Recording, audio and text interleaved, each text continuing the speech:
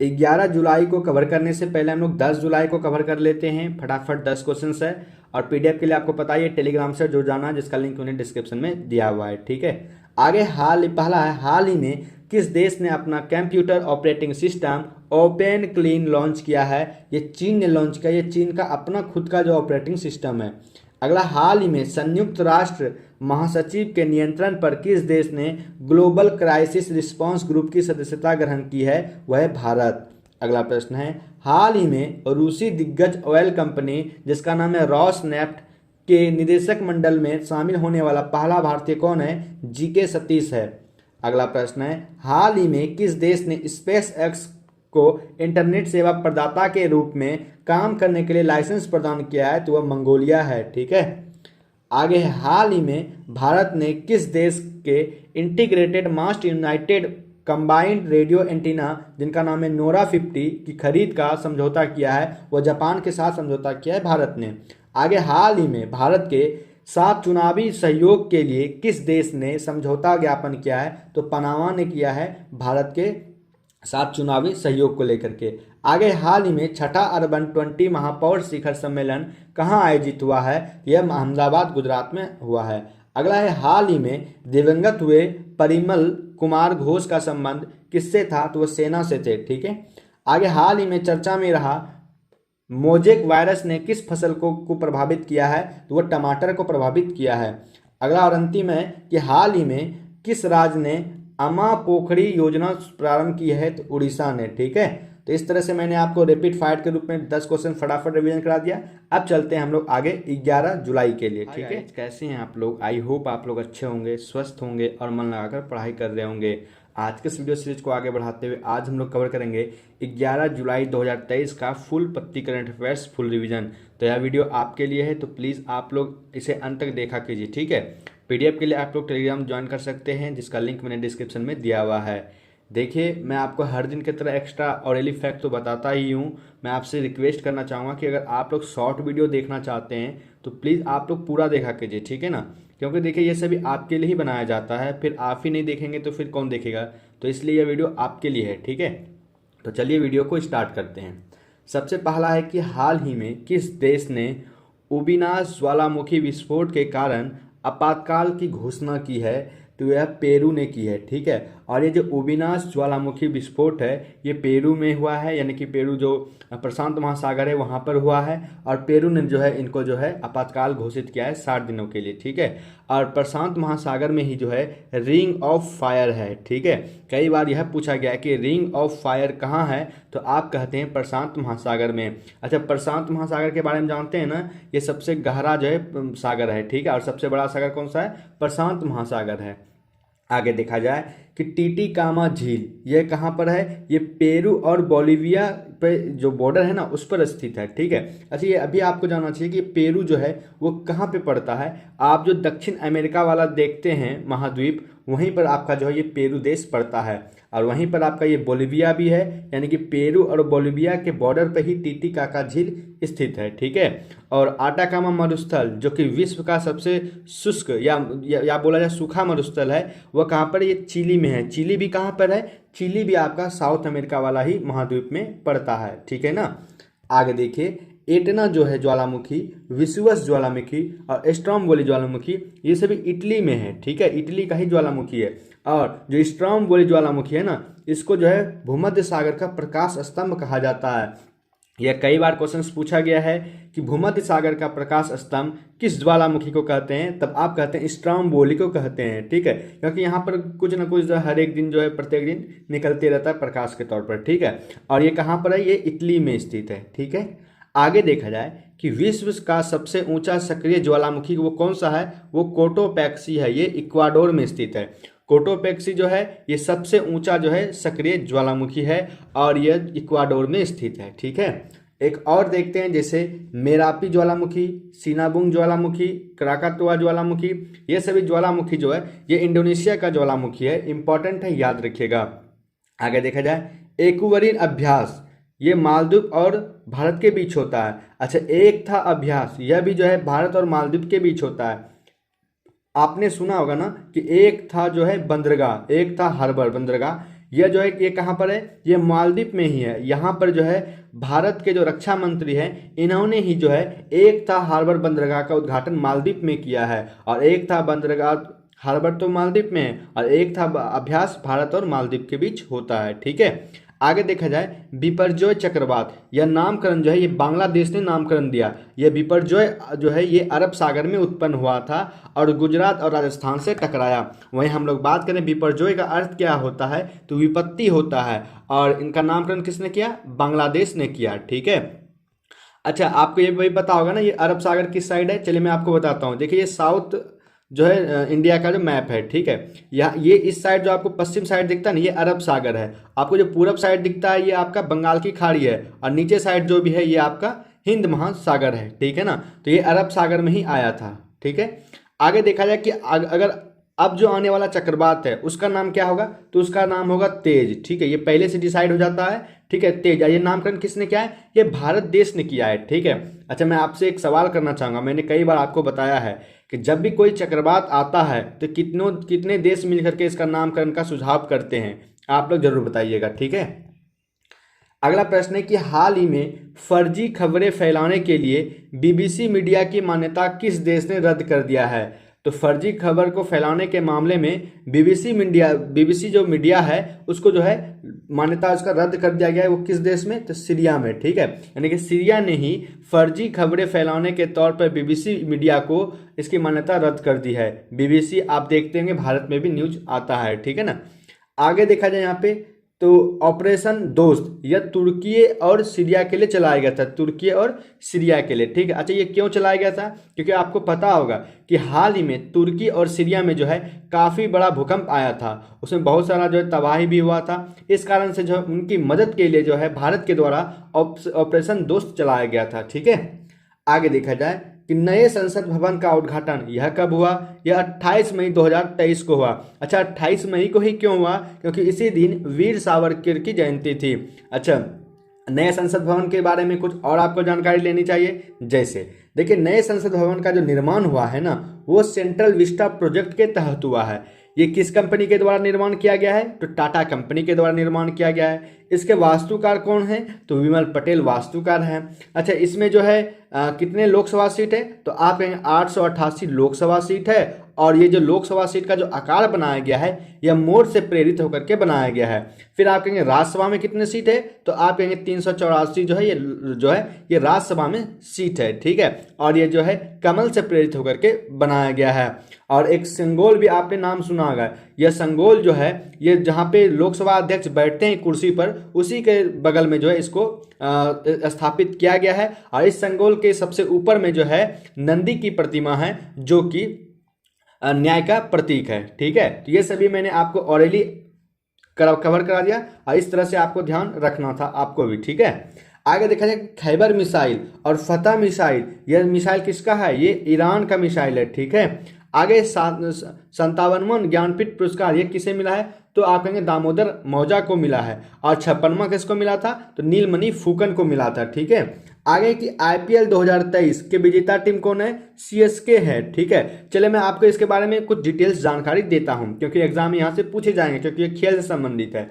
तो सबसे पहले आपको ध्यान रखना है कि आईपीएल 2023 जो स्टार्ट हुआ यह 16वां संस्करण था। ठीक है, इसमें कुल 10 टीमों ने भाग लिया, ये भी ठीक है। इसमें जो ये जो मैच कराया जो इसमें स्पॉन्सर हुआ ये टाटा कंपनी का था। ठीक है, स्पॉन्सर, ये भी आपको ये 3 चीज़ तो आपको ऑलरेडी याद हो गया। अब चलते हैं हम लोग मैच के तरफ। ठीक है, देखिए फाइनल मैच जो खेला गया ये खेला गया चेन्नई और गुजरात के बीच, जिसमें चेन्नई जो है ये विजेता रही। ठीक है, बात करें चेन्नई जो है अब तक कितना बार आईपीएल जीत चुका है, तो टोटल 5 बार जो है आईपीएल जीत चुका है कौन, चेन्नई। और इससे पहले मुंबई 5 बार पहले ही जीत चुका है। ठीक है, तो याद रखिएगा 5 बार सीएसके भी और 5 बार मुंबई भी। ठीक है, इन दोनों का जो जीत का आंकड़ा है वो 5-5 बार है। अच्छा गुजरात जो हारा, गुजरात ने भी जीता है क्या मैच, हाँ 2022 का जो आईपीएल था वो गुजरात ने ही फाइनल जीता था। ठीक है, इस मैच में देखा जाए तो पर्पल कैप जो है ये मोहम्मद शमी को मिला। अच्छा ये पर्पल कैप किसको मिलता है, जो सबसे ज़्यादा विकेट लेते हैं। तब इन्होंने, आप कहेंगे इसने कितना विकेट लिया, इन्होंने तो 28 विकेट इन्होंने लिया मोहम्मद शमी ने। अच्छा ये ऑरेंज कैप ये किसको दिया जाता है, जो सबसे ज़्यादा रन बनाते हैं, वो किसने बनाया, शुभमन गिल ने। अच्छा कितना बनाए हैं, तो 890 रन इन्होंने बनाया इसलिए जो है इनको ऑरेंज कैप दिया गया। अच्छा, शुभमन गिल नहीं, सबसे ज़्यादा चौका भी लगाया। अच्छा, सबसे ज़्यादा छक्का किसने लगाया, ये आप लोग हमें बताइएगा, ठीक है। और देखा जाए यहाँ पे तो ये मोहम्मद शमी और शुभमन गिल ये दोनों गुजरात के तरफ से ही खेलते हैं, जो कि जो फाइनल हारा है, ठीक है, वही है आपका मोहम्मद शमी और जो शुभमन गिल है। अच्छा, इसमें पूछा जाए कि पेटीएम फेयर प्ले अवार्ड किसे मिला, तो वो दिल्ली टीम को मिला, ठीक है। अच्छा, आप लोग ये बताइए कि राजस्थान के जो यशस्वी जायसवाल है उसे क्या मिला है, ठीक है। आगे देखा जाए यहाँ पे हाल ही में लक्ष्य सेन ने पुरुष एकल वर्ग में कौन सा दूसरा BWF 500 टूर का खिताब जीता है, तो वो कनाडा ओपन जो हुआ उसमें जो है पुरुष एकल वर्ग में जो है लक्ष्य सेन ने जो है ये दूसरा जो है WBF 500 टूर का खिताब जीता है। अच्छा, इसमें हारा कौन, तो ली सिंग फेंग, इनको हरा करके लक्ष्य सेन ने यह मैच जीता है, ठीक है। ये ली सी फेंग ये कहाँ के हैं, ये चीन के हैं, ठीक है। आगे देखा जाए कि फीमेल में किसने जीता, ये जो मैच हुआ BWF 500 टूर, इसमें फीमेल में किसने जीता, तो अकाने यामागुची ने जीता, जो कि जापान की हैं, ठीक है। अच्छा, यहाँ पे देखा जाए कि ऑर्लियंस मास्टर्स का खिताब किसने जीता है, प्रियांशु राजावत ने जीता है। मलेशिया मास्टर्स का खिताब किसने जीता है, प्रणय ने जीता है। स्विस ओपन जो हुआ, अच्छा ये किसने जीता, तो ये कहेंगे आप चिराग और सात्विक दोनों के जोड़ी ने ये मैच जिताया, स्विस ओपन और इंडोनेशिया ओपन, ठीक है। ये सभी भारतीय हैं, इसलिए आपको ध्यान रखना है। आगे की जुगलबंदी चैट बॉट है, ये आपको पता नहीं, बहुभाषी जो है, बहुभाषी है, यानी कि जो ग्रामीण इलाका में जो है भाषा को आसान करने के लिए ये चैट बॉट है। और ये जुगलबंदी नाम से ये किसने लॉन्च किया है, तो माइक्रोसॉफ्ट ने लॉन्च किया है, ठीक है। आगे देखा जाए कि हैरिस पार्क का नाम बदल करके लिटिल पार्क कर दिया गया। अच्छा, ये लिटिल इंडिया कर दिया गया। अच्छा, ये हैरिस पार्क का नाम हम लोग क्यों पढ़ रहे हैं, क्योंकि ये सिडनी में, अच्छा सिडनी कहाँ पे, ऑस्ट्रेलिया में है। अच्छा, ऑस्ट्रेलिया का ही जो सिडनी का ही जो हैरिस पार्क है उसी का नाम चेंज करके लिटिल इंडिया कर दिया गया, इसलिए हम लोग यह पढ़ रहे हैं, ठीक है ना। ऑस्ट्रेलिया के बारे में आपको पता ही होगा, प्यासी भूमि का देश ऑस्ट्रेलिया को ही कहा जाता है, ठीक है ना। आगे देखा जाए कि तीसरे खेलो इंडिया यूनिवर्सिटी गेम्स ये कहाँ पर हुआ, ये यूपी में हुआ। इसके शुभंकर क्या थे, तो शुभंकर था यहाँ पे जीतू। अच्छा, पंजाब यूनिवर्सिटी जो है इसमें टॉप रैंक में रही, यानी कि सबसे पहला स्थान किसका रहा, तो आप कहेंगे पंजाब का रहा। अच्छा, ये तीसरा खेलो इंडिया यूनिवर्सिटी गेम्स है। अगर आपसे यह पूछा जाए कि खेलो इंडिया यूथ गेम्स जो कि 5वें क्रम का था वह कहाँ पर हुआ, वह मध्य प्रदेश में खेला गया। अच्छा, मध्य प्रदेश में तो हुआ, लेकिन ये बताइए कि उसमें टॉप पहला स्थान किसका रहा, तो आप कहेंगे महाराष्ट्र का जो पहला स्थान रहा। दूसरा स्थान किसका रहा, तो आप कहेंगे हरियाणा का दूसरा स्थान रहा। और तीसरा स्थान किसका रहा, तो वो खुद मध्य प्रदेश का रहा, ठीक है। अच्छा, मध्य प्रदेश के इंदौर में ही 17वां प्रवासी भारतीय दिवस मनाया गया है, यह भी आपको ध्यान रखना है, ठीक है। आगे देखा जाए यहाँ पे अंतर्राष्ट्रीय बुकर पुरस्कार 2023 ये किसे मिला, जॉर्जी गोस्पिडनोव को मिला। अच्छा, 2022 का जो है अंतर्राष्ट्रीय बुकर पुरस्कार किसको मिला था, आप कहेंगे गीतांजलि श्री को मिला था, ठीक है। आगे है हाल ही में दुनिया की पहली मानव रोबोट प्रेस कॉन्फ्रेंस का आयोजन कहाँ किया गया, यह पहली मानव रोबोट प्रेस कॉन्फ्रेंस का आयोजन किया गया, ठीक है। यानी कि जिसमें मानव भी थे और रोबोट भी था, ठीक है। इन दोनों का ही प्रेस कॉन्फ्रेंस आयोजन किया गया, कहाँ पर, जिनेवा में, ठीक है। अच्छा, ये देखा जाए जब भी जिनेवा आता है तो आपको 2-3 संस्थान का नाम याद होना चाहिए, जैसे WHO world health organisation, WTO world trade organisation और ILO इंटरनेशनल लेबर ऑर्गेनाइजेशन, ठीक है। ये तीनों का मुख्यालय कहाँ पे है, जिनेवा में। जिनेवा कहाँ पे, स्विट्जरलैंड में, ठीक है ना। आगे देखा जाए कि जो चैट जीपीटी है, ये भी आपको पता है ना चैट जीपीटी क्या है, ये भी चैट बॉट ही एक तरह से। तो चैट जीपीटी जो है यह ओपन एआई ने लॉन्च किया है। अच्छा, इसी के काउंटर के लिए बार्ड को लॉन्च किया गया। ये बार्ड क्या है, ये गूगल ने लॉन्च किया, ये भी जो है चैट जीपीटी ही है, यानी कि ये भी एक तरह से जो है चैट बॉट ही है। आगे देखा जाए 82वें जो ग्रैंड मास्टर है भारत का वो कौन है, वो विपुला प्रणीत है। अगला हम लोग बात करें कि क्वाड शिखर सम्मेलन 2023 यह कहाँ पर हुआ, ये जापान में हुआ। ये इंपॉर्टेंट है। अच्छा, आप कहेंगे क्यों इंपॉर्टेंट है, क्योंकि जो क्वाड शिखर सम्मेलन था उसका आयोजन जो ऑस्ट्रेलिया में होने वाला था, लेकिन हुआ कहाँ पे, जापान में हुआ, इसलिए इंपॉर्टेंट है। अच्छा, जापान में ही इस बार G7 का जो शिखर सम्मेलन हुआ वो भी जापान के हिरोशिमा पर ही हुआ। अच्छा, यहाँ पे देखा जाए क्वाड में कुल 4 देश है। मैंने कई बार आपको बताया कौन कौन सा, अगर आपको पता है तो रिपीट कीजिए मेरे साथ। एक है आपका अपना देश भारत, एक है अमेरिका, तीसरा है आपका ऑस्ट्रेलिया, चौथा है आपका जापान। तो इंडिया, अमेरिका, ऑस्ट्रेलिया, जापान, ये 4 देश के मिलने से क्वाड देश कहलाते हैं और यही क्वाड देशों के बीच जो है मालाबार अभ्यास होता है, ठीक है ना। आगे, किस द्वीपीय राष्ट्र की यात्रा करने वाले पहले भारतीय जो कि बने हैं पीएम नरेंद्र मोदी, यह जो है कहाँ का है, तो पापुआ न्यू गिनी का जो है इन्होंने दौरा किया है और ये दौरा करने वाले पहले प्रधानमंत्री बने हैं भारत के, जो कि नरेंद्र मोदी हैं, ठीक है ना। आगे, 49वें G7 शिखर सम्मेलन, ये तो मैंने बता दिया जापान में ही हुआ, ठीक है। आगे देखा जाए, आगे शिक्षा मंत्रालय के जिला प्रदर्शनी स्तर सूचकांक 2021-22 की अति उत्तम श्रेणी में कौन सा केंद्र शासित प्रदेश शामिल है, तो वह 3 है। एक तो चंडीगढ़ है, दादरा नगर हवेली है और दिल्ली है। ये 3 को जो है जिला प्रदर्शन स्तर सूचकांक में जो अति उत्तम श्रेणी में रखा गया है शिक्षा के मामले में। आगे यहाँ पे कि किस राज्य के गांव को 100% ODF प्लस घोषित किया गया है, वो तेलंगाना का गांव है जिनको यह घोषित किया गया है। ODF प्लस मतलब खुले में शौच से मुक्त और जो भी वेस्ट हो उसको साफ सुथरा करके रखना, ठीक है ना। आगे देखा जाए कि 42वां जो है आसियान शिखर सम्मेलन, ये कहाँ पे हुआ, यह इंडोनेशिया में हुआ। अच्छा, ये भी आपको ध्यान रखना चाहिए कि आसियान का जो मुख्यालय है ना वो जकार्ता में है। जकार्ता कहाँ है, इंडोनेशिया की राजधानी है। अच्छा, इंडोनेशिया की नई राजधानी कौन सा होने वाला है, तो आप कहेंगे नूसंतारा, ठीक है। नूसंतारा जो है ये इंडोनेशिया की नई राजधानी होने वाला है, ठीक है।